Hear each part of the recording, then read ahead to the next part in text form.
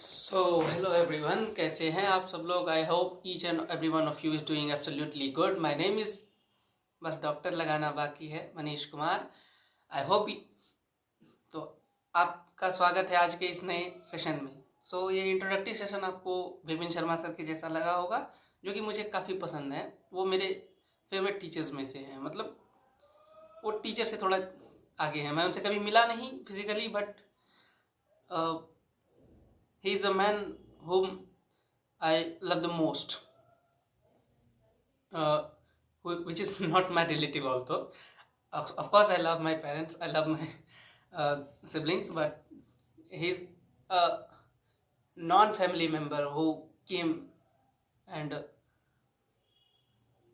you got it, यार.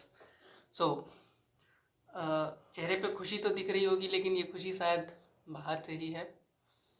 अंदर पूरा तूफान चल रहा है दिमाग में। ये मेरी पहली वीडियो है और शायद ज़िंदगी की भी पहली वीडियो है मेरी।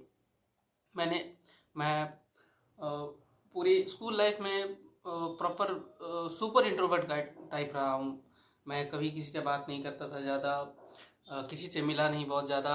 जब मुझे समय मिलता था अकेले, मैं खेलने गया तो गया, नहीं तो मैं अपने खेतों में जाता था। मुझे खेतों में रहना पसंद था। मैं अकेले खेतों में रहता था, पेड़ों के नीचे बैठ के। क्या करता था पता नहीं, बट अकेले रहता था।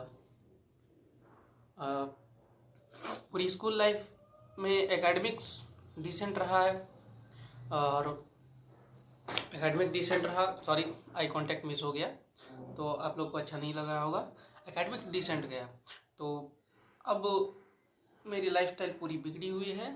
और 15 डेज तक मैंने अच्छी पढ़ाई करी है। अभी स्टार्टिंग से ठीक ठाक पढ़ाई करता आ रहा हूँ। बीच में डिस्ट्रैक्ट होता था, फिर कंटिन्यू करता था, डिस्ट्रैक्ट होता था, फिर कंटिन्यू करता था। अभी 15 डेज से अच्छा खासा पढ़ाई कर रहा था। उसके बाद 3-4 दिनों से कंटिन्यूटी ब्रेक हुई। और पता नहीं, मुझे हर बार ये लगता है कि जब भी मेरी कंटिन्यूटी ब्रेक होती है एक भी दिन के लिए, तो मैं फिर वापस बैक नहीं कर पाता हूँ। 3 दिन 4 दिन, अभी मेरी कंटिन्यूटी लगभग 11-12 तारीख को ब्रेक हुई थी। आज 16 तारीख है। सो I decided to record videos and put it on social media like YouTube. So मैं कह रहा था कि मेरी कंटिन्यूटी ब्रेक हो जाती है, राइट।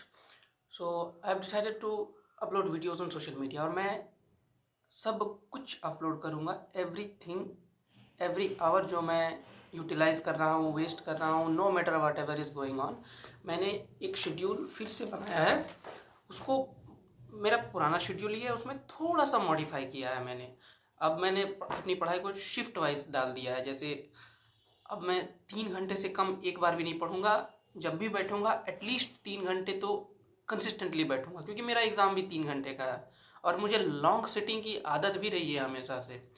बट पता नहीं, कुछ दिनों से बैठ ही नहीं पा रहा हूँ। तो अब एटलीस्ट 3 घंटे मेरा शिफ्ट 1 रहेगा, 3 घंटे का, जो 9 से 12 का होगा। मैं 7-8 बजे तक उठ जाऊंगा। उसके बाद जो करना है, बेसिक जो काम होता है वो हो जाएगा। मैं घर पे नहीं रहता अभी, बाहर रहता हूँ घर से, रूम लेके। शिफ्ट 1 बता दिया मैंने। उसके बाद शिफ्ट 2 में 12 से 5 पढ़ाई, 12 से 5 के बीच का होगा। दोपहर के 12 बजे से शाम के 5 बजे तक, जिसमें से मैं टारगेट रखा हूँ कि एटलीस्ट मुझे 3 से 4 घंटे तक निकालने हैं। और शिफ्ट 3 में 3 से 4 घंटे निकालने हैं। वो होगा शाम के 5 बजे से रात के 10 बजे तक। और शिफ्ट 4 होगा जो रात के 10 बजे से 1, 2, 3 तक मैक्सिमम। अगर मुझे लगा कि नहीं सुबह उठ पाऊँगा मैं उसी टाइम पे, I feel energetic that much that I can tolerate this, so मैं उस हिसाब से टॉलरेट कर लूँगा। तो उसमें एटलीस्ट 3-4 घंटे की पढ़ाई निकाल लूँगा मैं। मेरी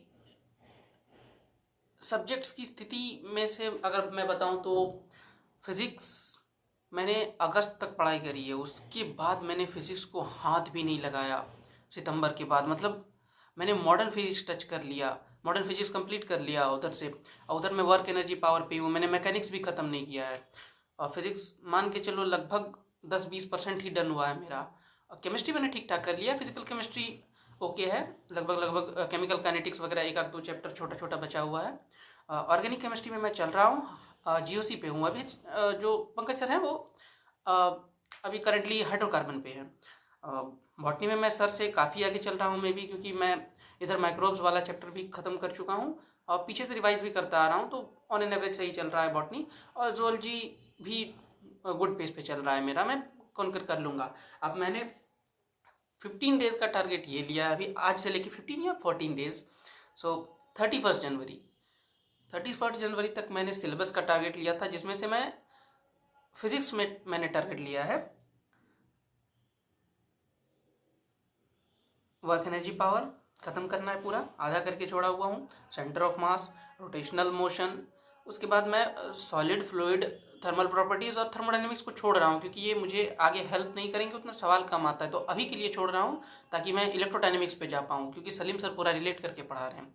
तो SHM और वेव भी कर लूँगा, मतलब 31 जनवरी तक मेरा वेव तक डन होना चाहिए, जो 4 चैप्टर छोड़ के। उसके बाद में और करंट इलेक्ट्रिसिटी भी, क्योंकि वो किसी से रिलेट नहीं करता है। अब केमिस्ट्री की बारी, केमिस्ट्री मैं पूरा physical end to end revise कर लूँगा एक बार, end to end complete physical. Organic में मैं सर के साथ पैरेलल में चलूँगा, और मैं लाइव वीडियोस देखता नहीं हूँ, रिकॉर्डेड मुझे ज़्यादा प्रेफरेबल लगती है। अपने पेस पे देख लेता हूँ मैं, 1.5 1.75 या 2 पे भी कभी देख लेता हूँ, क्योंकि मैंने ऑर्गेनिक पढ़ा है एक बार। और बायोलॉजी में मेरा टारगेट है कि पूरा जितना मैंने पढ़ा है अभी तक, पूरा class 11th complete, reproduction unit revise, और साथ में बायोटेक को लेते चलूँगा, और मॉलिक्यूलर जेनेटिक्स थोड़ा थोड़ा। हाँ, आई नो टारगेट थोड़ा ज़्यादा है, बट देखते हैं, आई विल कंप्लीट। और वीडियो काफ़ी लंबा होता जा रहा है, सो मैंने रूटीन भी आपको बता दिया, मेरे टारगेट्स भी आपको बता दिए। अब आता है मेरा नेक्स्ट टारगेट, जो कि मेरा 16 जनवरी तक का है। 16 जनवरी तक मैं सलीम सर के पेस पे एकदम इक्वल आ जाऊंगा। 16 January will be the date where I will be parallel to Salim sir. I'll be parallel to Pankaj sir, and I hope the organic chemistry will end at that time. And 1 जनवरी से 16 जनवरी तक मैं inorganic भी ख़त्म कर दूंगा, मतलब chemistry का syllabus मेरा 16 जनवरी तक मेजर पोर्शन, जो चैप्टर वाइज पोर्शन है मेजर, वो मेरा डन हो जाएगा।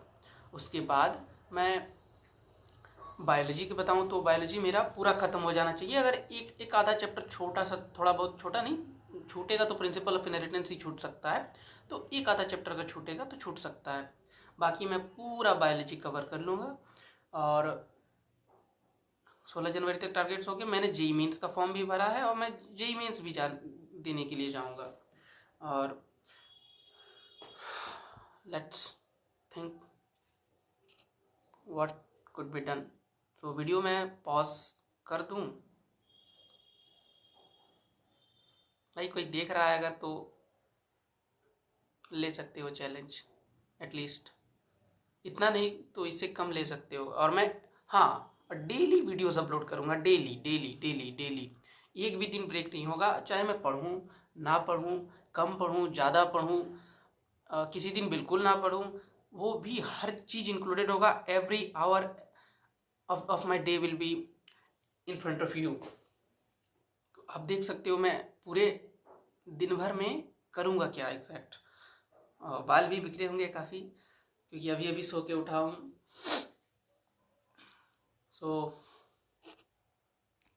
हाँ, तो एक और बात यह है कि मुझे अवतार देखने का बहुत शौक था, जो अभी लगने वाला है कुछ ही दिनों में, 19 दिसंबर को।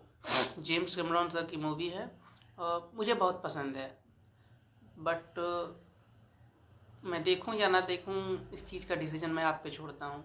और अगर मैं नहीं देखता हूं तो उसके बदले मुझे उस टाइम पे पढ़ाई ही करनी है, क्योंकि बहुत बार ऐसा मैं देखता हूं कि मैं किसी चीज़ को डिनाई कर देता हूँ, बहुत सारी चीज़ें मैं, मतलब इंजॉयबल चीज़ों को डिनाई कर देता हूँ कि नहीं यार नहीं करूँगा नहीं करूँगा, लेकिन उसके बदले मैं पढ़ाई भी नहीं कर रहा होता हूँ। बाद में मुझे लगता है यार मुझे कर लेना चाहिए था ये, तो वो रिग्रेट नहीं होना चाहिए।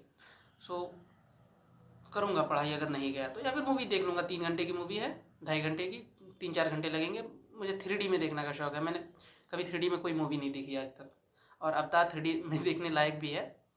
सो ट्राई करता हूँ, पॉसिबल हुआ तो देखूँगा, नहीं तो नहीं देखूँगा। वैसे आप लोगों को सारी डिटेल्स मिल जाएंगी डेली की। और मैं डेली वीडियो अपलोड करूँगा. Okay, so let's end this video. I will come back tonight at 1 or 2 a.m. whatever. So I will do it. Bye bye.